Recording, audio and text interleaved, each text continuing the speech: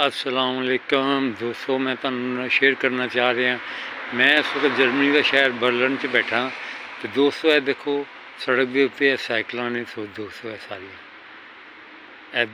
Cycle खड़िया ने। देखो ना कितनिया प्यारियां और कितनिया महंगिया साइकिल खड़िया दोस्तों ये बर्लिन दे।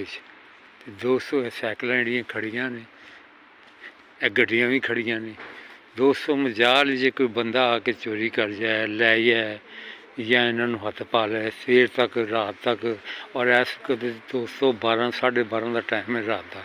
अंदाज़ा कर लो कि मैं तुहानू दस रहा कि ये बर्लिन का शहर है। स्कूटरियाँ खड़िया ने। मजाल है जे कोई बंदा इन्हों कोई चोरी करे ले आवे, इन्होंने देखे भी। पाकिस्तान दे विच ते 1 मिनट नहीं लगता चोरी करके बलालगंज जाके बेच देंगे ने। तो दोस्तों मैं यही शेयर करना चाहे, अल्लाह करे दुआ करो इस तरह पाकिस्तान भी हो जाए साढ़े वर्गा ही, इस तरह जर्मन वर्गा ही हो जाए जिस तरह। तो मैं तो यही दुआ कराँगा। बड़ी मेहरबानी, बहुत शुक्रिया दोस्तों।